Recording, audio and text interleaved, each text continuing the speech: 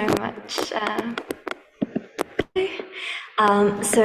My name is Zsuzsanna Ihar, and like Joao and Erin, I am a PhD candidate in history and philosophy of science. My project, this sort of case study of St. Kilda is part of a larger project looking at the sort of agricultural revitalization project happening in the Hebrides, sort of placed in a comparative study with the militarization of the Hebrides. So I'm looking at sort of the politics of land use in northern Scotland, especially in the islands of northern Scotland, thinking about how from the sort of early 20th century up until now, it has undergone these sort of quite violent and quite marked changes in how we imagine use, how we imagine, I guess, potential viability of the land, and how this has been informed by the different ownership structures. So land that's owned by the MOD versus land that's owned by the National Trust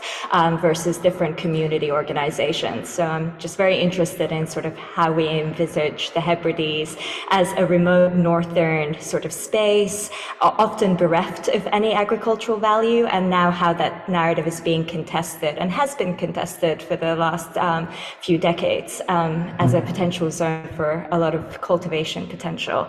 And I thought the case study of St. Kilda sort of folded a lot of these concerns neatly into one, especially when we're discussing sort of I guess, acceptable and unacceptable food practices and agricultural practices. So today, I slightly tweaked the title of the talk because this project is still very much in draft form. So at the moment, the title is Dietary Decline, Key Ingredients in the Depopulation of St. Kilda. Please excuse the pun. It was intended, but yes. So today, I'm just going to quickly do a few acknowledgements. So I'm very much indebted to the archival resources of the the Records of Scotland, as well as the National Trust for Scotland. I'm also indebted to funding from Gates Cambridge and from Collection to Cultivation project, which I'm part of, run by Helen Curry and funded by the Wellcome Trust. So that's a 5-year project dedicated to examining processes of collection and cultivation. And yes, so the sort of instance that prompted my interest in St. Kilda were a series of quite sensationalist articles that emerged in 2016 but were recycled last year, which I'll just quickly hide that, which had to do with the extraordinary and sort of exemplary diet of St. Kildan Islanders, a population that was evacuated in the 1930s but occupied the region of St. Kilda for 2 millennia.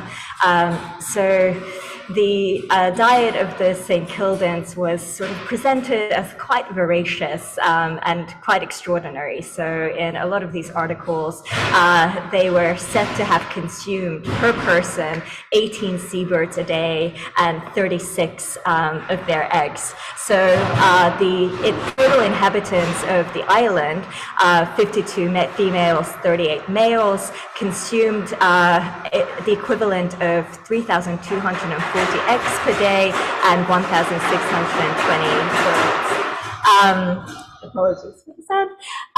So the National Trust for Scotland, which now owns the island, said that the findings underlay the previous knowledge of the people of St. Kilda, who were very familiar with seabirds, and seabirds sort of constituted their staple diet.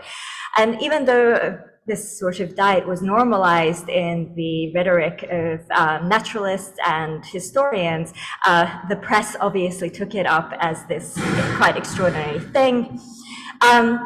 My presentation today seeks to use historical records similar to the way that the census records were used in these sort of articles to better understand rural hunger. It is a part of a more extensive project, as I mentioned, to track ecological and anthropological change in the Scottish Hebridean archipelago, mainly through examining processes of agricultural revitalization and those of militarization. As a place, even though one would not think this was the case, St. Kilda can be thought of as quite overstudied. It has been the sort of source material for countless travel accounts, narrative, fictional and non-fictional reflections. Numerous naturalists have written of St. Kilda, ornithologists like James Fisher, among others, have sort of held up St. Kilda as this extraordinary place. However, a number of elements have been neglected in the overarching story, and this has to do with sort of contesting these totalizing narratives of St. Kilda being either a place of abundance or of decline. I argue that over 2 millennia of human occupation on the island has demanded quite out of ordinary relationships between human and non-human populations, as well as in the development of their food practices.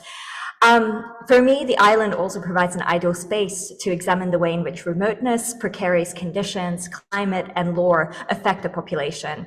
St. Kilda is not only defined by its archipelagic nature, but historically its fluctuating relationship with the mainland. It is an island which has borne the brunt of Enlightenment science, agricultural modernization, Victorian tourism, shifting climate patterns, mainland diseases, economic migration, and the forces of extinction and decline. So today I have quite an ambitious brief. Hopefully we get through some of them, maybe not all of them, but I'll also make my slide decks available to all of you.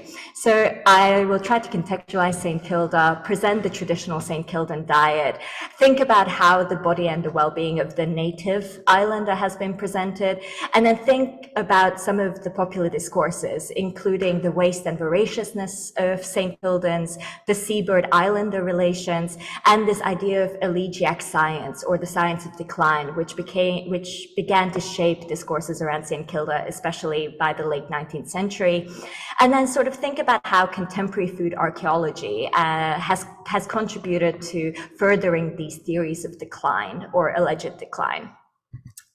So just to contextualize St. Kilda, I guess the island itself has had fluctuating populations and uses. So the sort of dips in population were not out of the norm. They often were influenced by outbreaks of smallpox, which drastically reduced populations, which would then bounce back through natural processes. You also saw sort of deaths and migrations affect the number. One might make the sort of connection between St. Kilda in Scotland with St. Kilda in Australia, a place that was actually forged by a lot of migrants from St. Kilda who emigrated to search for better economic conditions. But as a place, it was also defined by very strong traditional agricultural traditions. So the cleats and stone corrals for sheep on the island of Hirta are still sort of visible and can be visited by quite a limited number of people, but it still exists as testimony to this, to these century-old traditions. As an island, St. Kilda was also defined by two periods, the pre-improvement and the post-improvement period. So these were processes of demolition and sort of cultivation. So the original clachan was the sort of organizing principle of St. Kilda, which was based around the lead, Roderick MacLeod of MacLeod. So it was a responsibility where a mainland lead owned the rights to St. Kilda, but rented it out to the islanders who occupied it for centuries. And St. Kilda, compared to other islands in the Hebridean archipelago, enjoyed a unique relationship with their laird, who granted a significant number of autonomy and freedom. So indeed, both MacLeod and the steward of the isle often permitted St. Kildans to enjoy the riches of the island without much restraint. They were known to feast on fowl eggs as they wished, carried on with ancient customs, and even possessed the right to refuse visitors exceeding 10 or those who had come to the island empty-handed. So this sort of privileges were quite rare given the context. And the island was also a place of natural abundance.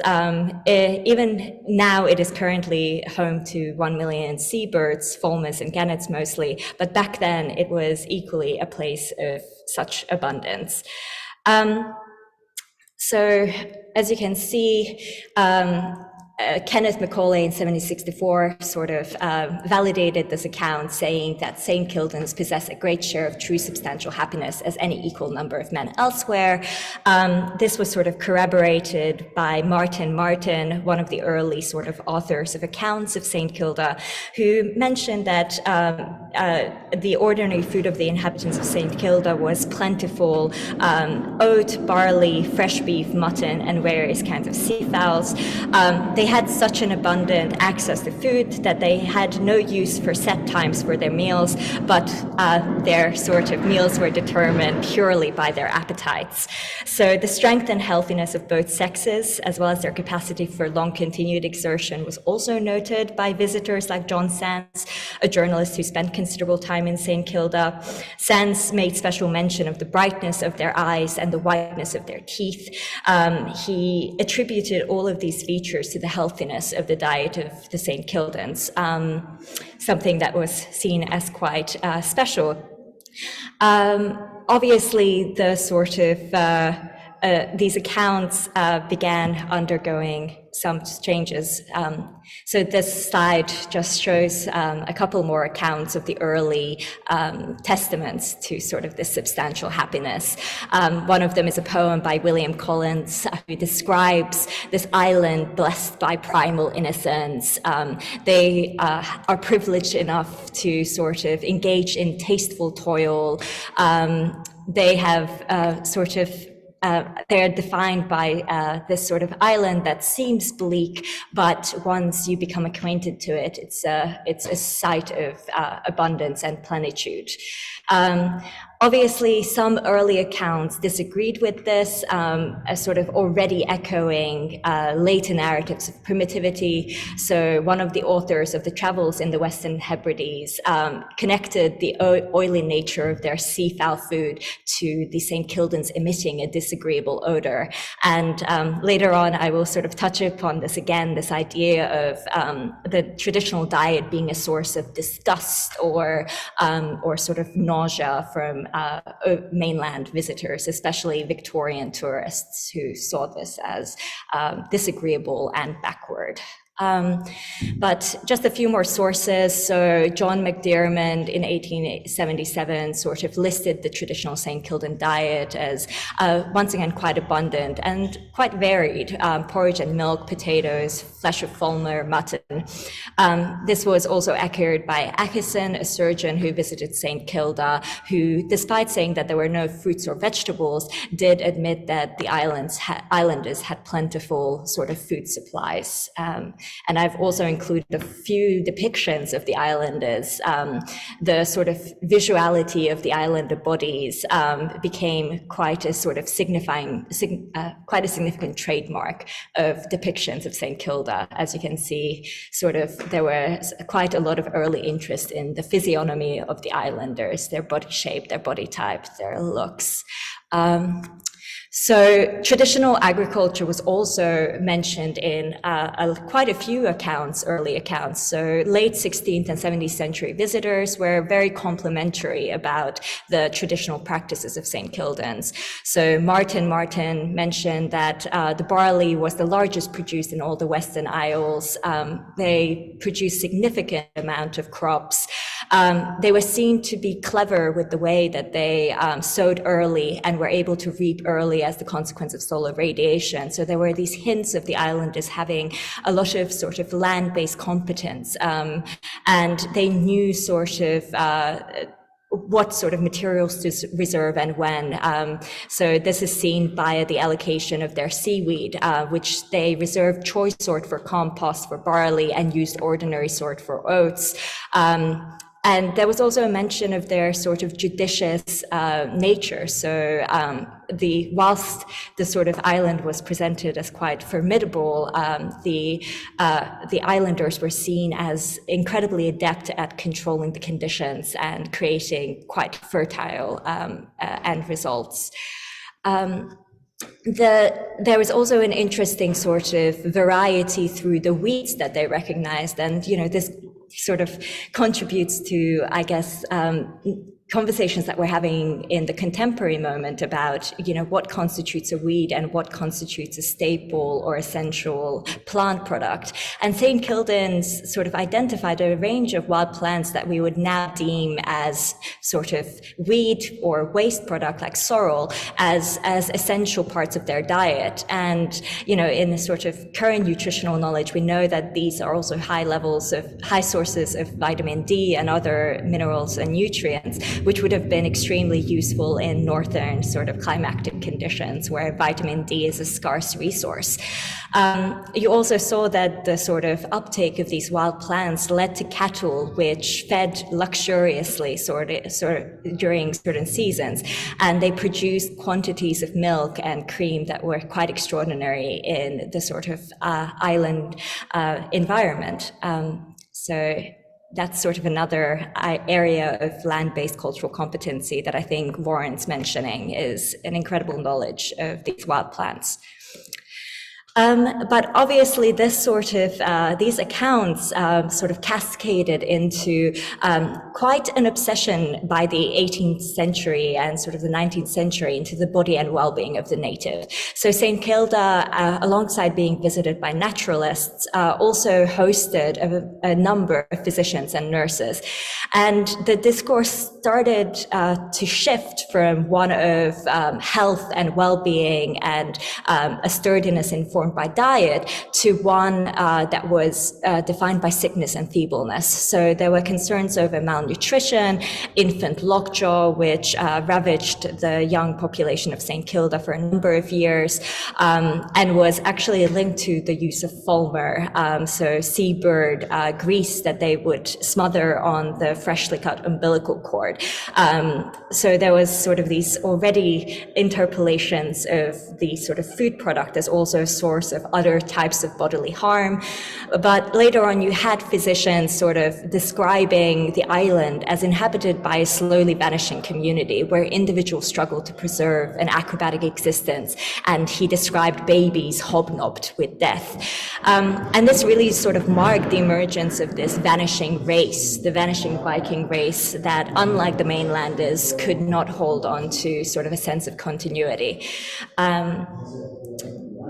And later on, this also exacerbated one of the possibly sort of most harmful discourses, which was this idea of the voracious St. Kildans. So Martin, in his early accounts, despite mentioning that men and women were well proportioned, their providence being favorable, his sort of accounts were contested. And you later had these ideas of St. Kildans as sort of obese and gluttonous. So you had McDiarmid calling women more than ordinarily stout. You had this idea of Seaton saying that there are a good many examples of something more than plumpness. So quite a lot of fat shaming going on, but there was this obsession with this idea of islanders who weren't sort of frail and skinny, but sort of the opposite of that, and that being linked to sort of a laziness that was born within the sort of islander logic and the islander culture. And this also extended to the sort of agricultural practices, and it fed the sort of frenzy by which a minister called Neil Mackenzie sort of kickstarted the modernization of agriculture in St. Kilda. So he sort of took the obesity, took the assumed laziness, and used it as a justification to implement a number of scientific practices of agriculture. So he argued that essentially St. Kildans practiced agriculture that was closer to that of hunter-gatherers. They weren't accustomed to sustained manual labor. They sort of collected as much peat as they needed and not more, so they weren't industrious. And this was also linked to sort of the lack of faith. So this was sort of the advent of bringing Protestantism, the Free Church, to St. Kilda, and their laziness was sort of seen as a godlessness or an improper engagement with religion. So Mackenzie sort of kickstarted a number of the modernization schemes that radically changed the food culture of St. Kilda. And it would eventually result in the sort of absence of these traditional practices. And by the 1920s, you had George Gibson sort of describing a people who lived off tea, white bread, and fancy biscuits. And he made the comment that this was no food on which to raise a race of Vikings. So once again, the food habits folded into this idea of the vanishing race.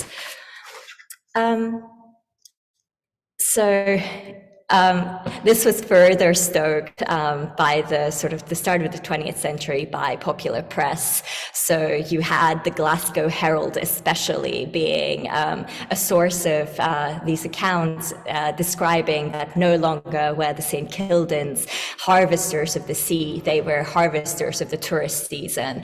And they were seen as sort of crafty people who exploited tourists, who exploited sort of altruistic mainlanders by feigning sort of fragility and need. So there's one sort of brilliant archival snippet where they sort of link this attitude towards of this primitive people to a sort of communism which still lingered. So there is this quite a few accounts which conflate laziness and sort of these practices of begging with a sort of socialist ethic or a communist ethic. And obviously this was being written at a time where there was a lot of anti-communist sentiment and fear of communist practices. But it's interesting that even in the case of St. Kilda, this became sort of interconnected. But it was also sort of seen as a sort of the way that tea, sugar, jam, flour, and other sort of mainland commodities sort of infiltrated and sort of polluted the traditional practices of the islanders. So once again, it raised this idea of gluttony, it raised this idea of the vanishing traditions, and presented a sort of obliteration of cultural practices and dietary practices within St. Kilda. Just gonna quickly check the time. Hopefully I'm still going good. Okay, just to move on to the seabird islander relations. So obviously, as I mentioned, seabirds were sort of this essential core component of the traditional diet of islanders. And it would also become this sort of vehicle for maintaining a number of other sort of proximal cultural practices, including the process of fowling. But more than that, seabird islander relations, they were dietary, but they were also more than that. So in the accounts of John McCulloch, we see that, you know, it was this defining marker of the visuals of St. Kilda. We have these poetic accounts of the ground speckled with seabird feathers, akin to a flowery meadow in May. We have another account by McCulloch sort of speaking about the sort of cacophony of seabirds, creating these sort of strange and wonderful melodies and harmonies. So the sort of oral and the visual space of St. Kilda was so marked by the seabirds, not only the bellies of the islanders. And then finally we have Martin sort of describing the touch of the seabird upon the islander body. So we have islander women sort of wearing little espadrilles fashioned out of the necks of gannets. So we're also seeing sort of non-alimentary uses for the seabirds. And it, you know, it further fed this idea of the voracious appetites, but in a way that showed the centrality and the importance of seabirds. They were not sort of things that were wasted or thought of in sort of insignificant terms. St. Kildan sort of recognized the value of the commodity and wasted no parts. So we see accounts that describe Fulmer furnishing oil for lamps, down for the bed, ointments for healing wounds, deprive us of the Fulmar, and St. Kilda is no more. So there is this tight entanglement between the survival of the population and a sort of sanctity of the seabird population. And it also fed one of the sort of coming of age rites for St. Kildans with the Gugga hunt or the gannet hunts, which required sort of great sort of expertise and the transference of skill from father to son. And it was the great ambition of every male on the island to excel as a cragsman, not merely because you provided the sort of core element in your community's diet, but because it required such sort of beautiful acrobatics and sort of skill. So even as an inheritance, the ropes that were used for fowling were sort of reckoned equal in value to the two best cows in the Isle. So showing the importance of this practice. But obviously, like everything else, this reliance on the seabirds were also seen as having sort of an uneasy relationship with life making. So it was also seen as a death making practice. And I've sort of included Emily Dickinson's poem here to sort of exemplify this sort of strange, uncanny, but also uneasy relationship. And one of the sort of victims of this diet was the great auk, which whilst they were in great abundance during many centuries of St. Kildan life on the island, by 1864 they were considered extinct. And the last great auk was actually battered to death by 3 islanders who accused the bird of being a witch. So there is this sort of uneasy tension with extinction also following the practices of a tide entanglement. And once sort of the human depopulation of the island happened in the 1930s, it was actually celebrated as a life-making event for the bird population. So a number of ornithologists sort of celebrated the creation of a bird sanctuary on St. Kilda, and the press also saw that the resettlement of the population was worth sort of celebrating, because it gave possibility for the bird population to sort of bounce back. Interestingly, I did include a little photo of a house mouse, a St. Kildan house mouse, that was rendered extinct not because of the population, but the absence of the population. So the St. Kildan house mouse only lasted 2 years after the depopulation of the island, due to their reliance on the scraps given by the human population. So you also see a different story of extinction that's very much based on the perishing of a human population. So I just wanted to include that as a little contrasting story. Today in the contemporary space, the sort of gannet hunt continues to be a practice of contention. I just wanted to bring this up to show that, the dietary practices are still evoking a lot of debate and conversation, especially on the surrounding islands, where the gannet hunt is still maintained as a traditional practice. So we see the emergence of 2 sides, one recognizing the traditional guga as an essential part of islander diet, and then the SSPCA, who sees it as a barbaric tradition that needs to be extinguished and to go extinct. So as you see, I've presented sort of 2 sides of the debate, but it continues to be quite contentious. The sort of final point that I wanted to sort of bring in is this sort of notion of the elegiac science and the impact of modernity. So what we can see is, from the time of Martin, St. Kilda was spoken of as an already sort of vanishing reality, including the diet. So the St. Kildan diet was seen as something that could not be supported, that went beyond the sort of resources of the place, but also limited the people, that there was a necessity to shift to the practices of the mainland to continue, or to sort of promise this population a future. And that was sort of especially enunciated in the 20th century, where St. Kilda was described as Hunger Isle. The standards of living were said to have exceeded the natural resources offered by the place, and there was a need for the population to sort of move on. And Fraser MacDonald's work is particularly sort of evocative in mentioning this sort of salvage paradigm, which became especially pronounced in geography, archaeology, and folklore, which treated St. Kilda already as a population that couldn't avoid its demise, couldn't avoid its end, that sort of ate itself to death in a way. And this was especially marked in the 1912 famine that sort of set up the series of events which would eventually lead to the evacuation of the island, where the press especially pressed this idea of the hungry island.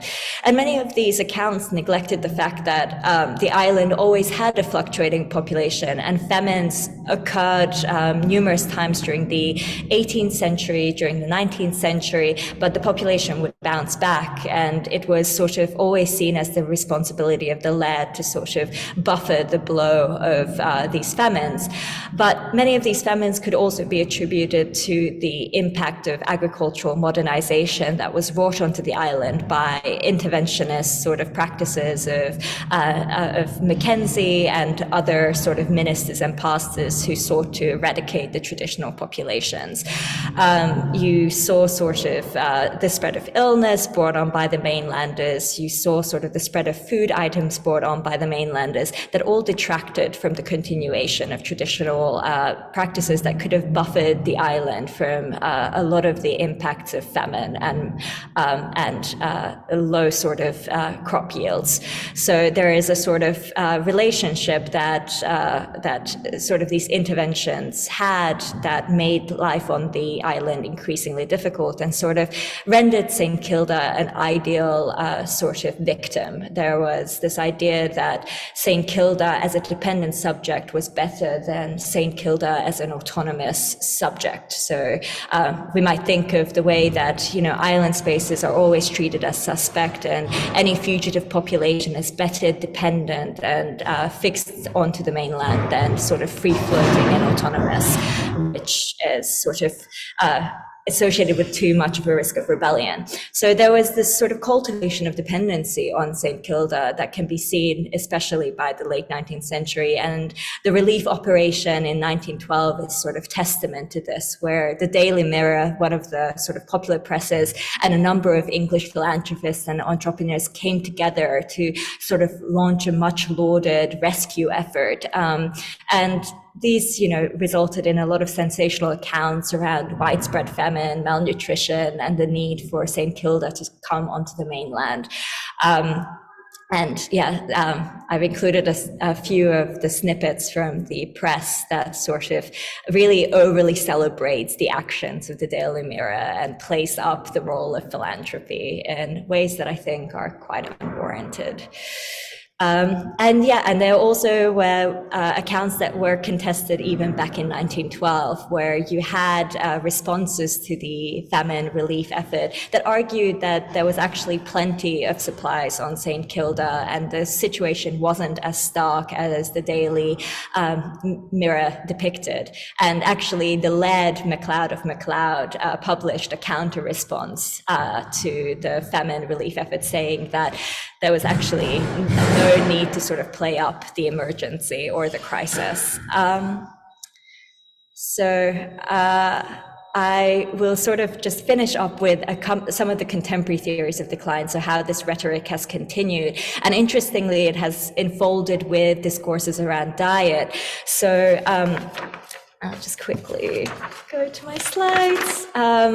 So one of the recent accounts to come out that was quite pivotal in changing the narrative of St. Kilda was a paper published by Professor Andrew Ihar, who works on food nutrition and plant and soil science, and he sort of came up with the finding of hazardous concentrations of lead, zinc, cadmium, and arsenic in the soil of St. Kilda. So this sort of finding circulated and was used to sort of contest the island, the narrative of the island community being sort of in harmonious coexistence.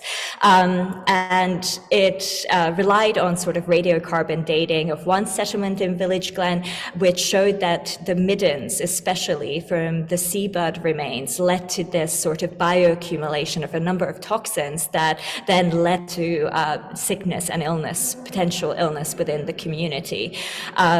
so the sort of seabirds and the diet of the St. Kildans was sort of sort of utilized to and was framed as sort of an incredibly toxic practice.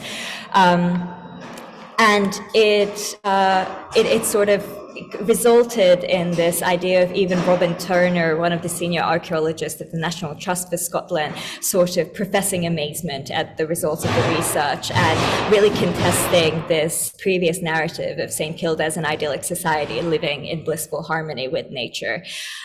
Whilst the findings are true in sort of the biochemical account, it does sort of, I think we need to be careful with sort of the totalizing narrative. So if this sort of confirming the toxicity of practices or the incompatibility of traditional sort of agricultural practices, especially in sort of the fact that we don't know the direct medical impact of these toxins within the diet of St. Kildans. And we also don't know about the practices of purification or cleansing that could have taken place.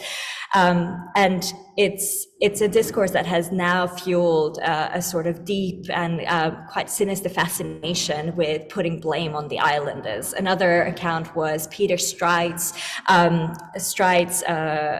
article in 2009, which sort of linked malnutrition to the diet of St. Kildans, particularly blaming the diet of flesh and eggs and deficiencies in vitamin C in the bodies of the St. Kildans. Once again, these accounts were not and couldn't be verified by sort of medical accounts.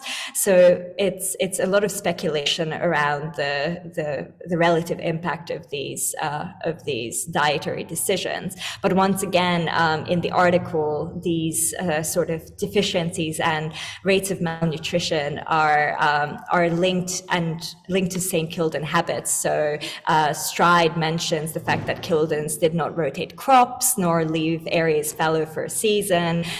He sort of criticizes the amount of arable land and the sort of peat collection practices. So once again, the article carries this tone of blame for the continuation of agricultural practices that were seen as potentially toxic or potentially, dangerous to the community.